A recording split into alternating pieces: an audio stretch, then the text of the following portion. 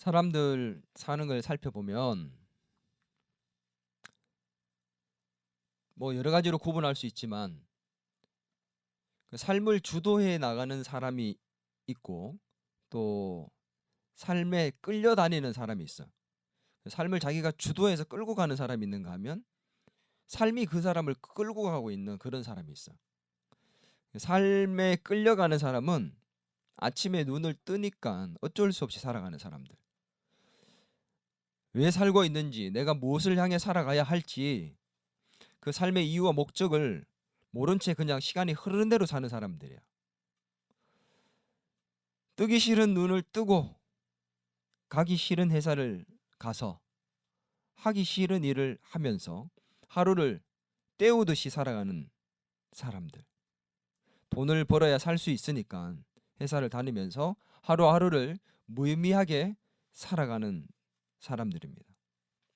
그래서 일상이 다람쥐 쳇바퀴 돌아가듯이 똑같이 돌아가. 그렇게 일주일이 지나가고 한 해가 지나가는 삶을 살아가는 그런 삶에 끌려다니는 사람의 모습들. 또 한 부류의 사람은 얘기한 것처럼 삶을 주도하는 사람이 있습니다. 이 사람들은 자기의 삶의 이유와 목적을 분명히 알기 때문에 의욕이 넘치는 삶을 삽니다. 일을 하는 것이 목적지를 향해 가는 수단이라는 것을 알아서 그저 허투루 일하지 않습니다. 목적을 이루기 위해서 무엇을 해야 되는지 또 무엇을 하지 말아야 되는지 이 모든 것들을 분명히 알고 살아가는 사람들. 그래서 자기의 미래를 위해서 시간을 투자할 줄 아는 사람들. 쓸 줄 아는 사람들. 하루를 헛되이 보내지 않고 시간을 쪼개어서 아끼며 삽니다. 시간에 끌려가지 않고 끌어가면서 사는 사람들. 이런 사람들이 바로 삶을 주도하는 사람이야. 그러니까 나는 어떤 삶을 살고 있는가? 삶에 끌려다니는 삶이 사라지고 있는지 아니면 삶을 끌어가고 있는 주도하는 삶을 살고 있는지 생각해보면 알 수 있겠죠. 하나님의 말씀 앞에서 사는 사람은 어떤 삶을 살아야 될까요? 삶에 끌려다니는 사람이 아니라 삶을 주도하는 인생을 살아야 된다고 저는 생각합니다. 우리 지난주에 하나님의 말씀 앞에 서면 우리에게 어떤 일들이 일어나는지 우리가 말씀을 통해 들었습니다. 예수님이 권위 있는 말씀을 선포하셨고 그 속에 회당에서 귀신 들린 자가 나타나 귀신을 내어 쫓는 장면을 통해서 우리가 말씀을 살펴봤잖아요. 근데 그 회당에서 안식일 날 예수님이 말씀을 전하시고 귀신을 쫓아내신 후 예배가 끝나고 난 다음에 나오셔서 곧바로 가신 곳이 있습니다. 바로 어디냐면 베드로가 살고 있던 집, 안드레와 베드로가 함께 살았던 베드로의 집으로 예수님이 가셨습니다. 그 베드로의 집에 가셔서 이제 무엇을 하려고 하는지는 나오지 않았지만 가보니까 베드로의 장모님, 그 장모님이 열병에 걸려서 굉장히 아파하고 있었어요. 근데 이제 성경을 이렇게 쭉 연구해 보면 그 열병이 잠깐 아픈 게 아니라 오랫동안 많이 심하게 아팠다는 것을 알 수 있습니다. 누가복음에도 보면 누가가 의사였는데 그 베드로의 장모의 열병이 심한 병이었다 그렇게 언급을 하고 있는 걸 봐서 많이 아팠던 것 같아요. 근데 31절을 이제 보면 베드로의 장모를 예수님 고치는 장면이 나옵니다. 같이 한번 읽어볼까요? 시작. 나아가사 그 손을 잡아 일으키시니 열병이 떠나고 여자가 그들에게 수종드니라. 그 여자가 베드로의 장모님이잖아요. 자, 이 말씀이 똑같은 말씀이 마태복음 8장에도 나오는데 조금 다르게 표현이 되어 있어요. 8장 15절 말씀 주보에 나와 있습니다. 거기 보면 뭐라고 표현되어 있습니까? 그의 손을 만지시니. 마가복음에는 그의 손을 잡아 일으키시니 이렇게 되어 있고 마태복음에는 그의 손을 만지신 것으로 나옵니다. 그랬더니 나았다 이렇게 얘기해요. 조금 다른 표현이잖아. 잡는 거는 똑같은데 좀 다른 표현이야. 근데 이제 마가가 볼 때는 예수님 잡아서 일으키시는 걸 봤고 또 마태는 손을 잡고 있는 걸 봤기 때문에 그렇게 서로 다르게 표현한 거지 틀린 게 아닙니다. 왜 예수님께서 그 베드로의 장모의 손을 만지셨을까? 그 예수님은 베드로의 장모의 손을 만지지 않고 고칠 수가 있잖아요. 열병아 떠나가라, 열병아 나아라, 그러면 그 말씀 한마디로 그냥 깨끗하게 나을 수가 있잖아요. 근데 예수님이 그 손을 이렇게 만지셨어요. 왜 만지셨을까요? 안 만져도 나게 할 수가 있거든. 근데 성경에 이렇게 보면 예수님께서 사람들을 고치실 때 이렇게 터치, 스킨십들을 통해 가지고 많이 고치는 장면들이 성경에 많이 나옵니다. 왜 예수님은 말씀으로 고칠 수 있는데 그렇게 자꾸 터치를 하셨을까? 그 당시에는 병에 걸렸을 때, 특별히 좀 심한 병, 고칠 수 없는 난치병에 걸렸을 때, 여러 가지 좀 심각한 병에 걸렸을 때 그 병에 걸린 것을 좀 사람들이 가까이 하기를 꺼려했어요. 왜냐하면 그 병이, 심한 병이 그냥 걸린 게 아니라 죄로 인해서 그 결과로 얻어진 것이다라고 여겼기 때문에 죄인 취급하듯이 가까이 가지를 않았습니다. 죄인을 만지면 자기도 죄인이 되기 때문에, 부정하다 생각했기 때문에. 그러니 이 여인도 마찬가지겠죠. 사람들이 가까이 하려고 하지 않고 좀 꺼려하고 멀리하고, 자기도 아프니까 사람들을 만날 수도 없고, 소위 몸만 병든 게 아니라 마음도 함께 병들어 있었다는 것을 알 수 있습니다. 그래서 예수님께서 이 베드로의 장모의 손을 만져주셨을 때 베드로의 장모의 마음이 어땠을까요? 그 마음이 어땠을까? 그래서 제가 이거 말씀을 이렇게 연구를 좀 하고 직장에 가서 이렇게 있으면서 이제 일을 하다가 제가 제 혼자 손을 이렇게 한번 만져봤어요. 근데 조금 느낌이 다르더라고. 그래서 엄마는 잘 모르겠지만 엄마 손을 제가 집에서 한번 이렇게 자고 있을 때 잡아본 적이 있습니다. 근데 느낌이 또 다르더라고요. 자, 옆 사람 손 한번 이렇게 잡아봐요. 손을 한번 잡아봐. 준서랑 채연이 잡고, 나원이도 한번 잡아줘. 준면이랑 나원이랑. 자, 손을 잡고 있으니까 어때요, 느낌이? 똑같아. 무언가 온정이라는 것이 느껴지고, 그 손을 잡아줄 때, 사람이 힘들 때 이렇게 손을 딱 잡아주면 그 사람에게는 힘이 전달이 됩니다. 베드로의 장모의 손을 이렇게 만져주시는 예수님의 모습을 생각해 보면 그 아프고 힘들었던 몸과 마음을 어루만져 주시는 그 예수님의 따뜻한 사랑을 느낄 수가 있습니다. 예수님께서는 그렇게 베드로의 장모의 손을 만지시며 그 마음도 몸도 온전하게 치료해 주셨어요. 예수님께서 생각해봐요. 우리 영미의 손을 예수님이 이렇게 잡아주시면 마음이 어떨까? 얼마나 마음이 뭉클할까요? 이런 거 아니겠어요? 많이 고생했지, 많이 힘들었지, 힘을 내, 이러면서 이렇게 잡아주시고 내가 고쳐줄게. 그 모습이 나는 성경에 나오지 않지만 그려지더라고. 이 베드로의 장모만 고치신 게 아니라 예수님이 보면 그 베드로의 장모를 고치신 이후에 안식일이 끝나니까 사람들이 그 베드로의 집으로 몰려들기 시작합니다. 안식일에 회당에서 귀신을 쫓아냈을 때 그 소문이 온 갈릴리에 퍼졌다고 나와요. 그리고 그 갈릴리에 퍼진 이후에 사람들이 예수님께 가고 싶었는데 안식일이라서 움직일 수가 없습니다. 사람을 데리고 가면 안식일을 범하는 거라서. 그래서 이 안식일이 끝나니까 성경에 보면 오늘 이 1장에 32절에 보면 저물어 해질 때에, 하루의 시작이 언제예요? 우리는 아침인데 이스라엘은 아침이 아니라 저녁이 하루의 시작입니다. 저물어 해질 때가 한 6시 정도 지나면 그때가 하루의 시작이야. 그래서 저녁 그 저물어 해질 때가 되면 안식이 토요일이 끝나고 주일이 시작되기 때문에 사람들이 안식일이 끝나고 난 다음에 베드로의 집으로 몰려들기 시작했는데 그 동네 전체가 모일 정도로 엄청나게 많이 모여들었어요. 자, 그때 그 모인 사람들이 누구였느냐? 32절에 보면 저물어 해질 때에 모든 병자와 귀신 들린 자들이 예수께로 데려오니.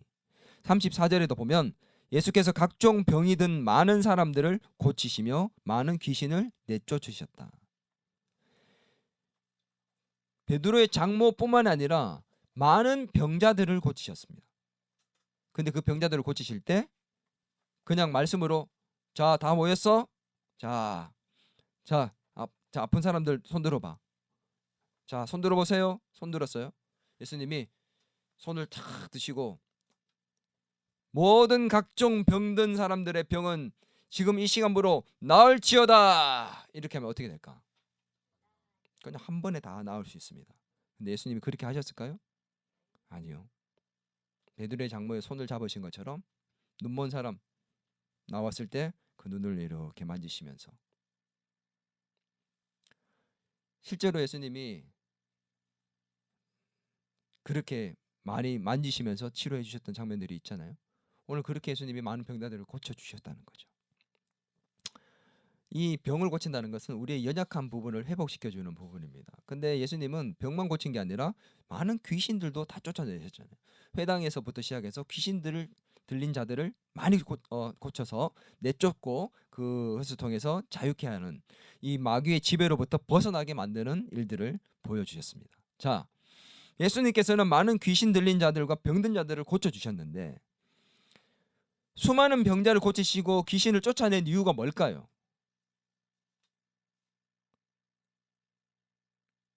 왜 고쳐주시고 귀신을 내어 쫓아주셨을까? 예수님이 이 땅에 오신 게 병자를 고치시고 귀신 들린 자를 치료하시기 위해서, 귀신을 내쫓기 위해서, 단순히 그것을 위해서 오신 것입니까? 예수님은 의사가 아니에요. 치료할 수 있지만 그렇다고 그 신분이 의사가 아니에요. 왜 그렇게 많은 사람들을 고치시고 귀신을 내어 쫓으셨을까? 마태복음 8장 17절을 같이 한번 읽겠습니다. 주보에 나와 있습니다. 8장 18절. 이는 선지자 이사야를 통하여 하신 말씀에 우리의 연약한 것을 친히 담당하시고 병을 짊어지셨도다 함을 이루려 하심이더라. 누가복음 4장 17절에서 18절도 보면은 선지자 이사야의 글을 드리거늘 책을 펴서 이렇게 기록된 데를 찾으시니 곧 주의 성령이 내게 임하셨으니 이는 가난한 자에게 복음을 전하게 하시려고 내게 기름을 부으시고 나를 보내사 포로된 자에게 자유를, 눈먼 자에게 다시 보게 함을 전파하며 눌린 자를 자유롭게 하고. 왜 귀신을 쫓고 왜 병든 자들을 낫게 했느냐?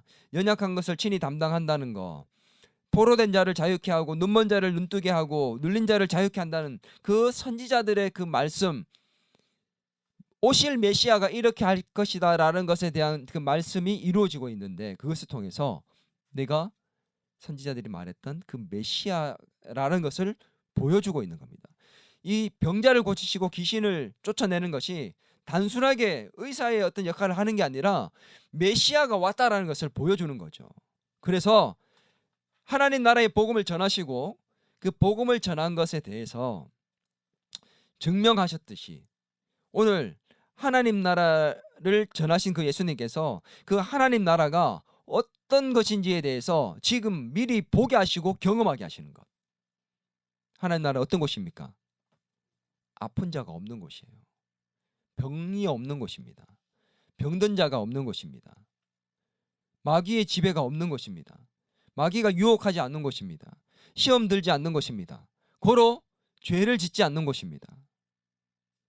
근데 그것을 완벽한 천국은 아니더라도 미리 맛보고 경험하게 하시는 것, 그것이 병든 자를 치료하시고 귀신을 내어 쫓으셨던 그 예수님의 사역의 이유입니다. 지금도 많은 사람들이 난치병으로 고생하다가 기도하다가 치유를 받고 귀신 들린 사람들이 귀신에서 해방되는, 자유케 되는 그런 기적이 일어나고 있습니다. 여러분 믿어져요?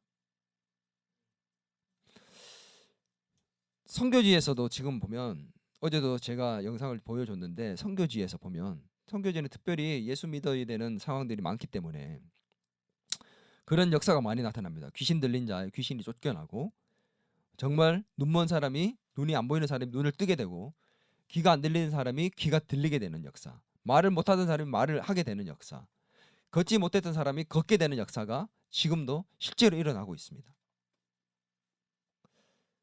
선교지에서만 일어나는 게 아닙니다. 우리가 살고 있는 이 삶의 현장에서도 그런 병고침의 역사들은 일어나고 있어요. 제가 대구에서 사역하고 있을 때 가르치고 있던 그 집사님 중에 한 분이 공황장애로, 불면증으로 10년 동안 약을 드셨던 분이 있습니다. 그래서 약을 먹지 않으면 늘 불안해서 살 수가 없고, 약을 먹지 않으면 잠을 잘 수가 없었던 그 집사님. 수면제를 먹어야지만 잠을 잘 수 있는, 안 먹으면 잘 수 없는 그 생활을 10년 동안 했던 분이 계셨어요. 그러다가 제가 너무 그 얘기를 듣는데 마음이 안 좋아서 오늘 훈련 끝나고 나면 옆방에 따로 좀 잠깐 오십시오 해서 옆방에서 정말 하나님께서 주시는 그 불쌍히 여기는 마음을 갖고 이렇게 기도해 줬어요. 예수님, 10년 동안 이렇게 고생하고 정말 잠도 제대로 못 자고 불안한 마음으로 살아왔는데 마음에 평안을 주시고, 예수님이 주시는 그 평안이 있게 하시고, 또 잠도 잘 자게 하셔서 정말 지금 받고 있는 교육도 훈련도 잘 받을 수 있도록 도와달라고 그렇게 간절하게 기도해 줬습니다. 그리고 어떻게 됐을까요? 그분이 그날 밤에 집에 갔는데 저녁부터 잠이 쏟아지기 시작하시더래. 그래서 저녁에 잠이 들었는데 10년 만에 처음으로 거의 24시간을 잠을 잤대. 그래서 눈 떠보니까 24시간이 지나서 자기도 깜짝 놀랐다는 거예요. 아무것도 안 하고 그냥 잠만 잔 거야. 근데 이분이 그날 그렇게 자고 난 다음에 혹시나 했는데 그 다음 날도 그렇게 잠이 쏟아지고 또 잠이 쏟아지고 그랬던 거예요. 그래서 그 다음 주에 만났을 때 물어봤어요. 집사님 어떠셨어요? 한 주간 했더니 목사님 큰일 났대. 왜요? 병이 난 더 심해진 줄 알고. 왜요? 물어봤더니 뭐랬는 줄 알아? 목사님, 그날 목사님이 기도해 주시고 난 다음에 저녁부터 잠이 쏟아져서 잠을 자기 시작했는데 10년 만에 그렇게 정말 깊은 잠을 처음 잤습니다. 근데 문제가 생겼습니다. 무슨 문제가요? 지금 잠이 이제 너무 많이 와서 문제예요. 잠이 너무 많이 와서 문제래. 그게 한 달 지나도 마찬가지고 계속해서 그 다음부터 그분은 두려운 마음도 사라지고 잠도 잘 자게 되었습니다. 아빠는 무슨 능력이 있는 게 아니에요. 근데 믿음의 기도가 그분을 10년 만에 그 공황장애로부터, 불면증으로부터 하루아침에 벗어나게 만들더라고.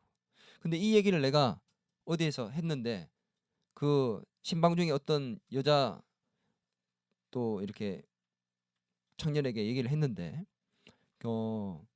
그분이 자기도 7년째 약을 먹고 있대. 약을 먹어야 잠을 잘 수 있는데 그 얘기를 듣더니 나도 기도받고 싶다고. 그래서 제가 얘기했죠. 나는 그런 능력이 있는 건 아닌데 믿음의 기도로 그렇게 하나님께서 그분에게 역사를 해주신 것 같다. 일단 그래도 기도해 주겠습니다 하고 기도를 해줬어요. 똑같이 기도해 줬어요. 근데 어떻게 됐을까? 정말 놀라운 일은 그분도 그날 저녁부터 잠이 쏟아져서 자기 시작했어요. 약을 끊고. 약을 10년간 7년간 끊지 못하는 사람이 하루아침에 끊는 것을 제 눈으로 직접 봤습니다. 거짓말 같죠? 진짜예요.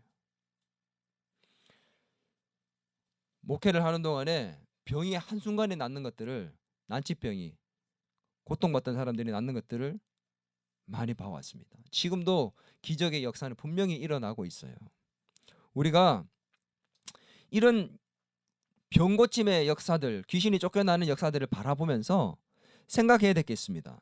야고보서 5장 15절 말씀에 믿음의 기도는 병든 자를 구원하리니 주께서 그를 일으키시리라고 말씀하셨는데, 이것을 보면서 믿음의 기도가 낫겠다는 것을 보면서 우리가 기적이 나타났구나, 기적에 집중할 게 아니라 이러한 현상들이 단순한 그 병고침의 기적으로 보거나 귀신이 쫓겨나가는 놀라운 현상으로만 보는 것이 아니라 이것을 통해 아픔이 없고 마귀의 지배도 없는 하나님의 나라를 미리 경험하고 미리 보게 되는 것이라는 것을 우리는 알 수 있어야 된다는 겁니다.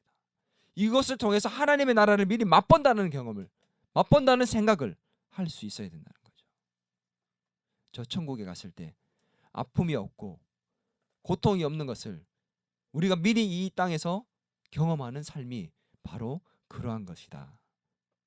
우리에게 그런 삶이, 기적이 일어나서 하나님의 나라를 미리 경험하고 맛보는 그런 삶이 될 수 있기를 바랍니다.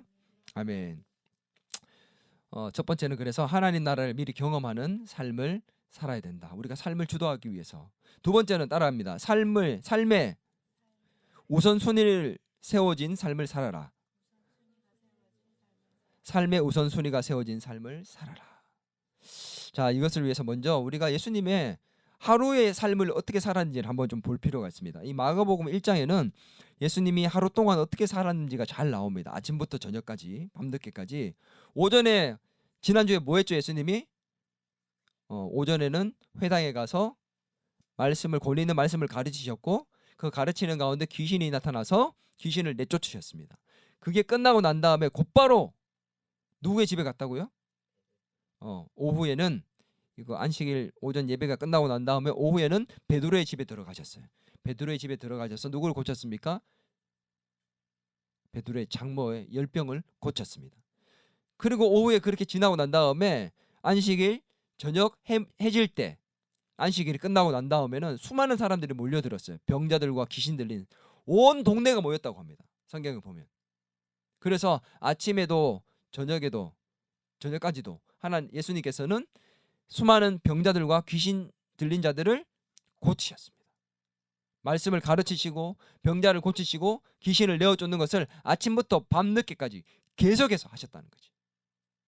그랬으면 이제 밤이 늦었으면 어떻게 해야 돼요?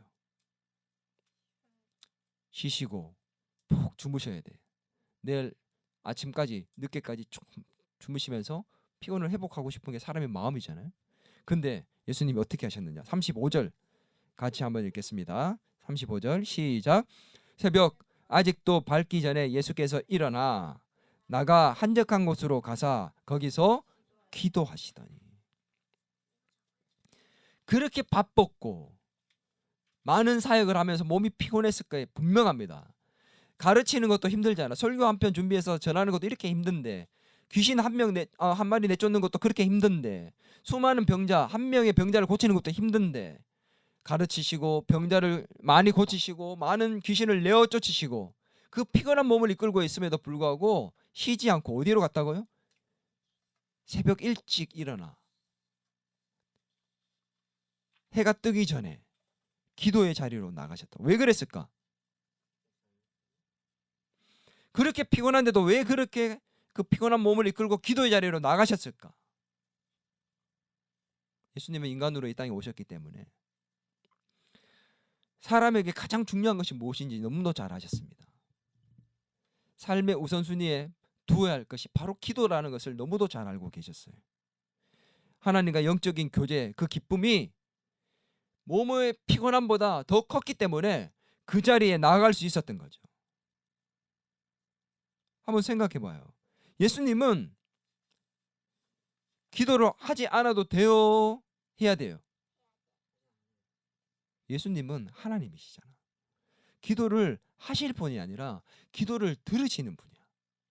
기도를 하지 않아도 되는 그분이 그 피곤한 몸을 이끌고, 지금도 피곤하다고 우리가 이렇게 졸고 있고 정신 못 차리고 있는데, 우리가 피곤하고 힘들다고 해서 이 예수님의 모습을 바라보면 쉽게 우리가 영적 생활을 등한시할 수가 없습니다. 그 피곤한 몸을 이끌고 그렇게 많이 지쳐 있음에도 불구하고 기도의 자리로 나아가시는 그 예수님의 모습을 바라보면 삶의 우선순위가 어떤지 우리는 살펴볼 수 있습니다. 기도를 안 해도 되는 분이셨지만 그분은 기도하러 나가셨습니다. 근데 정작 진짜 기도해야 되는 절실한 기도 제목이 있는 사람들은 기도는 안 해요. 고민하고 염려하고 걱정만 하지.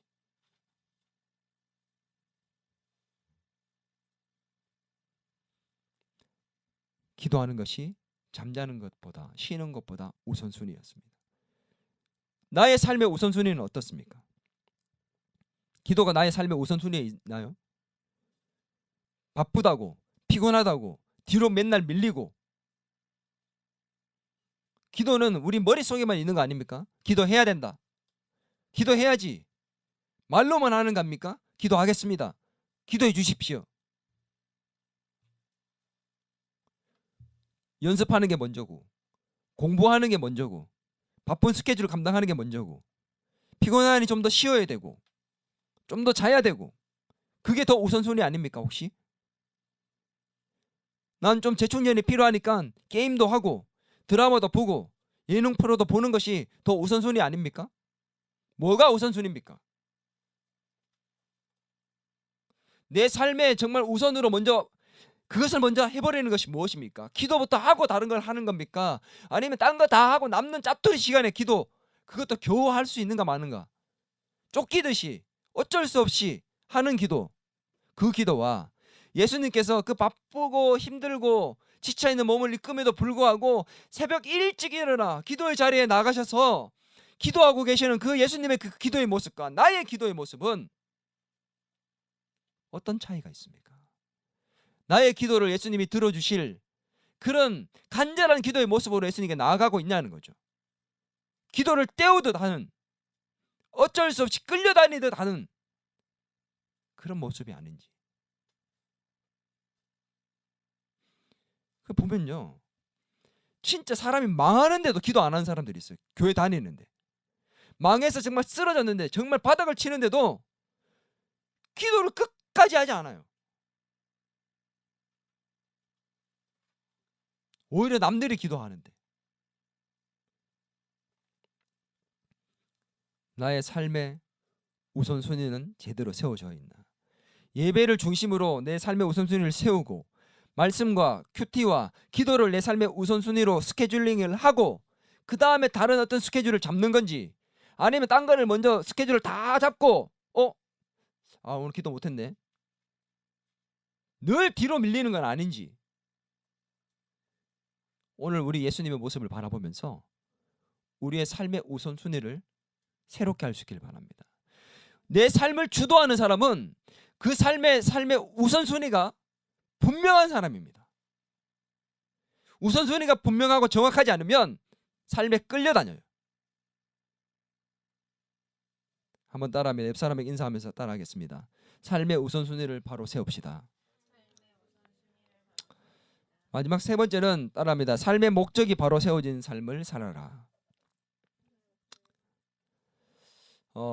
예수님께서 기도하고 있는 동안에 사람들이 이제 아침이 되니까 아침 일찍 또 예수님을 찾아갑니다. 어젯밤에 고치지 못했던 사람들이 막 몰려들었어요. 그래서 아침 일찍부터 제자들이 예수님을 찾아 나섭니다. 그리고는 이제 결국을 찾게 돼요. 기도하시는 예수님께 왔습니다. 그리고는 예수님께 얘기합니다. 예수님, 사람들이 다 몰려들었어요. 또 모든 사람들이 예수님을 찾고 있습니다. 36절에서 7절에 보면 나옵니다. 자, 한번 같이 읽겠습니다. 시몬과 및 그와 함께 있는 자들이 예수의 뒤를 따라가 만나서 이르되 모든 사람이 주를 찾나이다. 자, 이 말을 할 때에 그 제자들의 마음이 어땠을까 한번 생각해 봅시다. 자기의 모든 것을 버리고 따랐어요, 예수님을. 예수님이 가르치는 것을 들으니 너무 충격적이고 너무 권위 있는 말씀이었습니다. 근데 그 가운데 귀신을 막 내어 쫓기 시작하고 병든 사람들에게 손을 대면 난치병들이 막 낫기 시작했어요.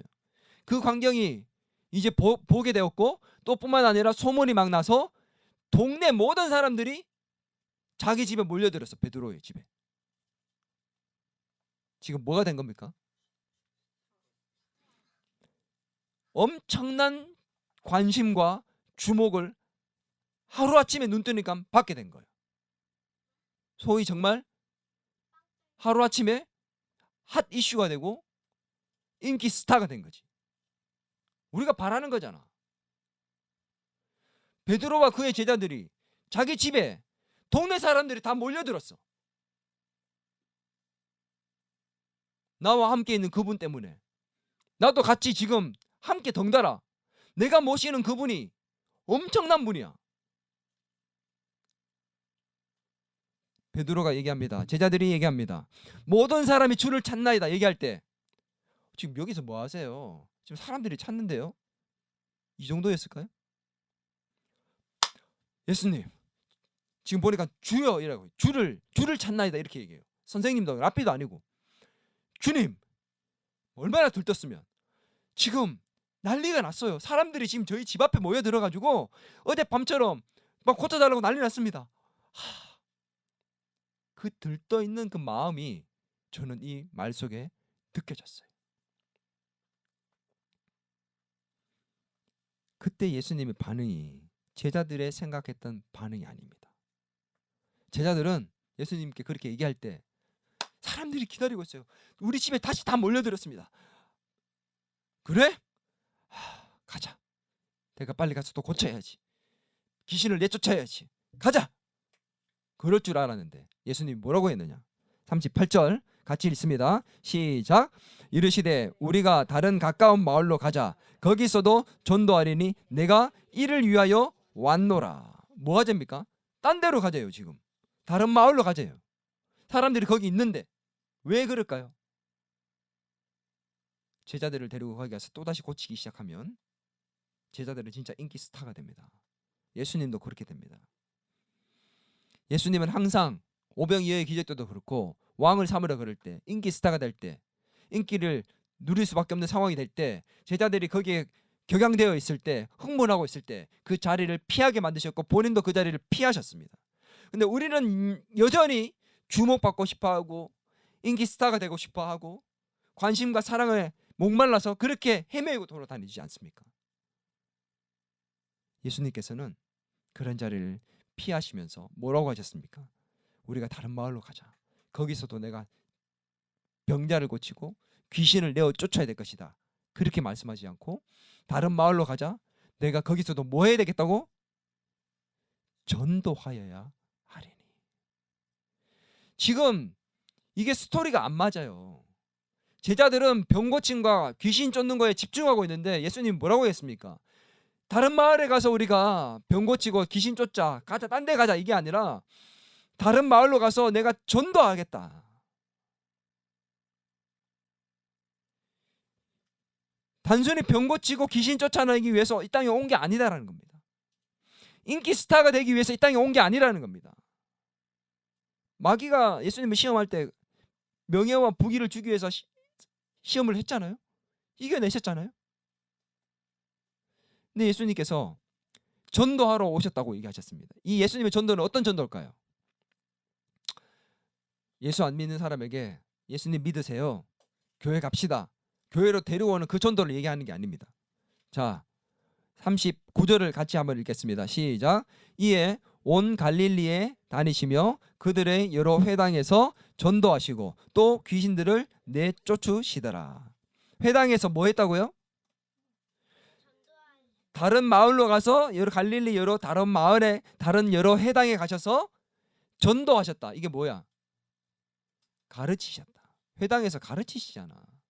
이 전도하다는 표현은 그냥 단순히 예수 믿고 교회 오세요라고 얘기하는 그런 전도가 아니라 권위 있는 말씀을 가르치시는 하나님의 나라에 대해서 가르치시고 전하시는 것을 전도한다는 것으로 표현한 것입니다. 그랬더니 어떻게 됐어요? 여러 회당에서 권위 있는 말씀으로 전도하시니 가르치시고 전파하시니 하나님 나라를 선포하시니 또 귀신들이 나타났어. 그래서 또 거기서도 보니까 또 귀신들을 내쫓으셨다. 다른 마을의 회당에서도 또 말씀을 전하셨고 또 귀신들을 내어 쫓으시고. 예수님은 병 고치러 오신 게 아닙니다. 귀신 쫓으러 오신 것도 아닙니다. 인기 스타가 되기 위해서 오신 것도 아닙니다. 본인이 이 땅에 왜 왔는지, 왜 존재하고 있는지, 어디를 향해 가야 할지, 십자가를 향해서 가고 인류를 구원하고 하나님 나라의 복음을 전하기 위해서 이 땅에 왔다는 그 사실을 누구보다 잘 알고 계셨고 그렇게 사셨습니다. 삶의 이유와 목적을 알고 그것을 위해서만 사셨습니다. 우리는 돈 많이 벌고 싶고 스타가 되고 싶고 잘 누리고 잘 살고 싶어서 예수 믿고 있지는 않습니까? 왜 예수 믿고 있습니까? 나를 위해 예수를 믿고 있습니까? 예수님을 위해 내가 예수를 믿고 있습니까?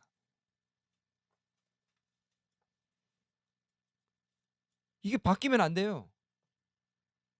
신앙생활을 나를 위해서 하는 거면 잘못된 겁니다. 처음에 모를 때는 그렇게 할 수 있습니다. 내가 왜 살고 있습니까? 왜 이 땅에 존재하고 있습니까? 난 무엇을 위해 살아야 합니까? 예수님은 하나님 나라의 복음을 전하기 위해서 내가 이 땅에 왔다라고 말씀하셨습니다. 예수님만 하시는 일일까요? 우리도 하나님 나라를 전하기 위해, 복음을 전하기 위해 이 땅에 존재하는 겁니다. 아멘. 우리 목표는 다를 수 있습니다. 목표는 연예인이 되는 것, 의사가 되는 것, 교사가 되는 것, 변호사가 되고 작곡가가 되는 것이 우리의 목표일 수 있습니다. 그러나 목적은 같아야 돼요. 하나님 나라의 복음을 전하는, 하나님께 영광 올려드린다는 그 목적지는 같아야 합니다. 아멘입니까? 무엇을 하든 우리의 목적지는 같아야 돼요. 목표는 다를 수 있지만 목적지는 같아야 합니다. 우리는 무엇을 하러 위해 이 땅에 왔습니까? 예수님은 말씀하십니다. 내가 전도하리니 이것을 위하여 이 땅에 왔노라. 하나님 나라의 복음을 전하고 가르치리니 이것을 위하여 이 땅에 왔노라. 우리 또한 마찬가지입니다. 하나님의 복음을 전하는 메신저로서 역할을 하기 위해서 이 땅에 존재하고 있는 것입니다. 이것을 알 때 우리는 우리의 삶을 허투루 쓰지 않는 인생을 살게 될 겁니다. 하나님 말씀 앞에 사는 자로서 우리의 삶을 주도하기 위해서 우리는 먼저 하나님의 나라를 경험하는 삶을 살고 삶의 우선순위를 바르게 세우고 내 삶의 이유와 목적을 알고 살아갈 때 그렇게 살게 될 줄 믿습니다. 저와 여러분 모두 다 정말 이렇게 하나님 앞에서 사는 삶을 살고 영광된 인생 되기를, 하나님께 영광을 올리는 인생 되기를 주의 이름으로 축원합니다. 우리 이 시간에 같이 말씀을 우리 생각하면서 우리 찬양 한 곡 드리겠습니다. 원하고 바라고 기도합니다. 함께 찬양하기를 원합니다.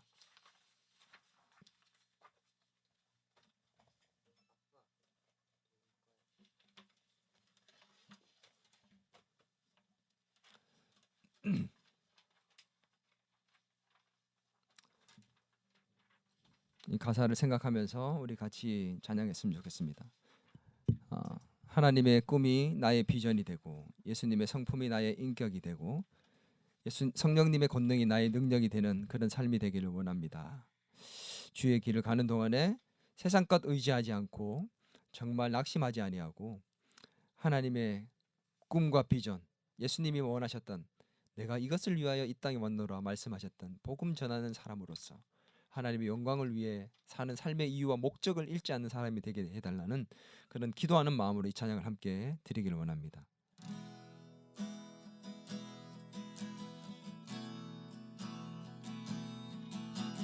이 세상을 살아가는 동안에 나의 힘을 의지할 수 없으니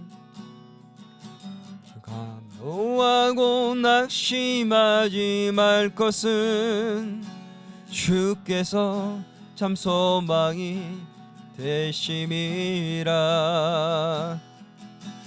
주의 길을 걸어가는 동안에 세상의 것 의지할 수 없으니 감사하고 낙심하지 말 것은 주께서 참 기쁨이 되심이라.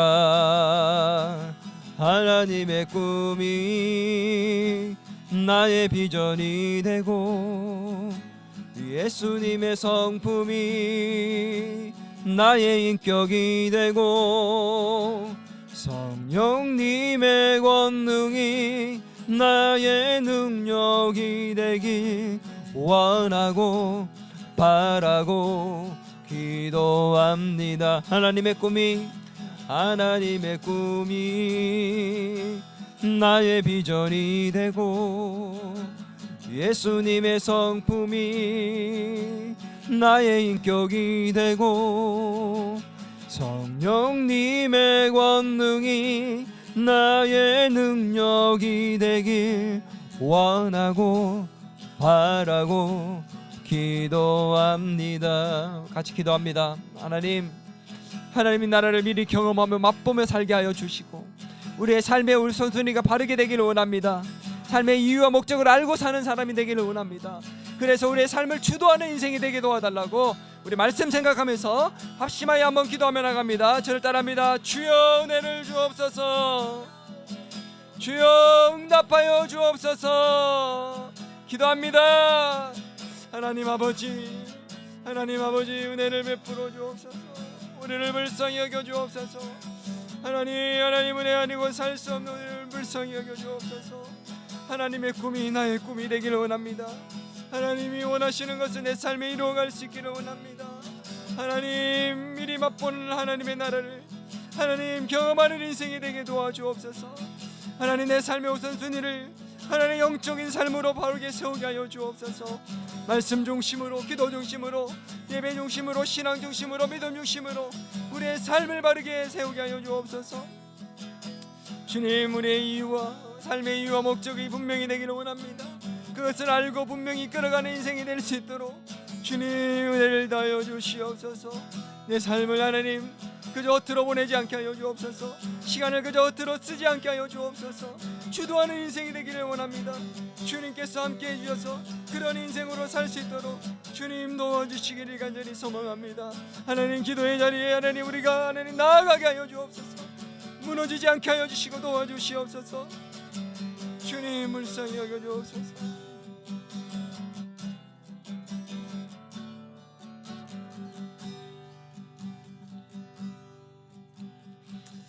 하나님 아버지 삶이 헛되이 보내지지 않도록 시간을 하나님 헛되이 보내지 않도록 우리의 삶을 주도하고 이끌어갈 수 있는 우리의 모든 인생이 될 수 있도록 하나님 응답하여 주시옵소서.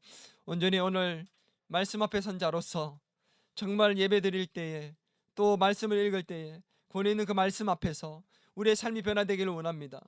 하나님 나라를 미리 경험하고 맛보며 볼 수 있는 자들이 되게 도와주시고 삶의 우선순위가 영적으로 바르게 세워지는 자들이 되게 도와주시고 내 삶의 이유와 목적을 알고 살아가는 자들이 되어서 그렇게 하나님 주도하는 인생을 살 수 있도록 축복하여 주시옵소서. 우리 더 기쁨의 교회 모든 식구들이 정말 하나님께서 기뻐하시는 삶을 주도하는 인생 되기를 소망합니다. 하나님이 주신 금보다 귀한 이 시간들을 헛되이 보내지 아니하고 세월을 아끼며 살아가서 하나님께 영광되는 인생, 복음을 전하는 삶의 이유와 목적을 아는 인생들, 내가 왜 살아야 되는지를 알고 살아가는 그런 인생들 될 수 있도록 축복하여 주시옵소서.